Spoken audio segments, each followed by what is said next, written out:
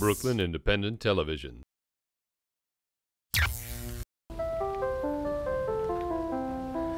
They're getting it started in here. There's some nice coneflowers and some nice hostas going on the edge. For 15 years, we've been helping block associations to encourage their neighbors to get out and green up their blocks by participating in a friendly competition, which is the Greenest Block in Brooklyn contest. We started off with 50 blocks, and this year we have 260 blocks in the competition. That's a record breaker. 72 of them are in the commercial category, which is fabulous because we're trying to create a greener shopping experience here in Brooklyn. And 51 of those 260 blocks have advanced to the second round of the judging competition, which is what we're doing today.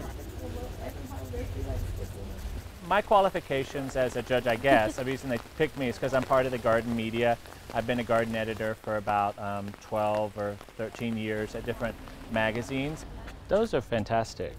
Those are just amazing. Those look, I mean, it's all beautiful, but that arrangement of stuff is really great. One of the things that interests me about this competition is that it's very community-based, so it's about getting people interested in gardening, not just in their backyards, but out in front, so that everybody can see it. Look how cute! It's got little pants. It's like a man's. Oh, you have to see. The judges are looking for 7 different categories of criteria. The top one is citizen participation. You could have the most beautiful garden in Brooklyn, but if your neighbors aren't participating, you're not going to win the Greenest Block. Although the point really is not to win it, it's to be in it. We are a group of people who like gardening. Most of us on this block is Caribbean people. And we are accustomed to gardening, and we like gardening, and we enjoy gardening, and we have our own little group. When we first started doing the garden, it was, you started out to do your garden, and then my neighbors see that my garden looks a little bit better than hers, and she decides to do hers, and then the next one. And then we encourage them. We walk over and we talk when they're doing their garden and they need a little help. You walk over and you give them a hand. I enjoy where I live. I respect my street, and I enjoy having people look at it and say, well, it's beautiful, and I enjoy people walking on my block and admiring it and enjoying it. And I like to have pride in where I live, so therefore that's why we do this sort of garden.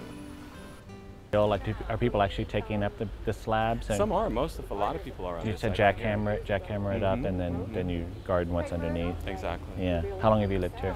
Going on 7 years. The best part for me so far is meeting a lot of the homeowners we've talked to. This is a passion fruit vine. It makes a lot of food. It makes, it probably makes like a good 30 pieces. That's good. Yeah. We're also looking at best horticulture practice. We're looking for sustainable horticulture techniques, composting, good soil health, general cleanliness, color, creativity, use of native plant materials. Every year it seems like a lot more blocks are into it. But one of the things that you guys are doing that I want to see more, we'd all like to see more all over Brooklyn, are these fabulous curbside gardens. People on this block have broken through the concrete between the sidewalk and the curb and planted these beautiful gardens all up and down the block. And we see this happening across the country, but not so much in New York City. I think culturally we still think of the curb as where you put your garbage instead of a place that we can really have a beautiful garden that we all appreciate. It gives me goosepimples that I just get really excited to see that we can make a difference, and it takes a lot of hard work, but there is such enjoyment for this. We rate. We have the standard. Winning or losing, we're all winners. And we consider ourselves winners because of the amount of time and effort and how our block look. We consider this block a winning block, whether we are first place or not.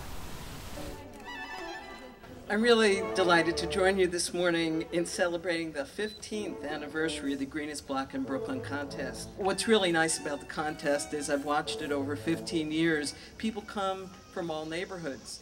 We've had East Flatbush, East New York, we've had Bed-Stuy, we've had Boerum Hill, and it's a statement about Brooklyn, about our neighborhoods, that we care about our communities, our children, our environment, and our future.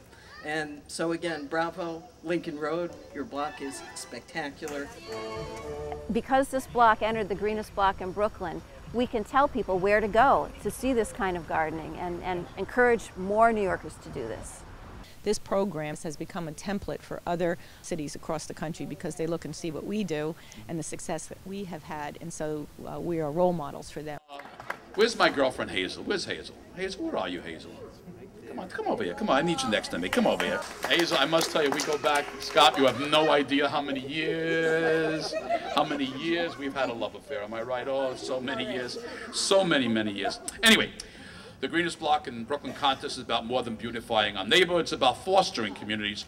And let's not forget, when everybody is out working on their gardening, that means more folks get to know one another, which makes for a tighter knit, safer, and more vibrant community, and reinforces what Brooklyn is known as: big town, small town feel. When we plant seeds, the plants aren't not the only thing we harvest. When we plant seeds, all of Brooklyn blooms. So congratulations to each and every one of you. You do Brooklyn proud. Thank you.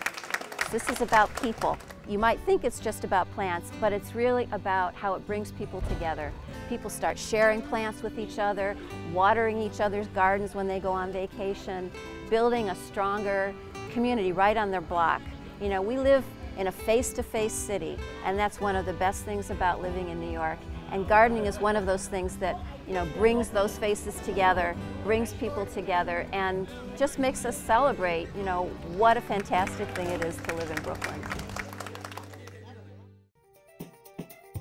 Brooklyn Independent Television on the BCAT TV network.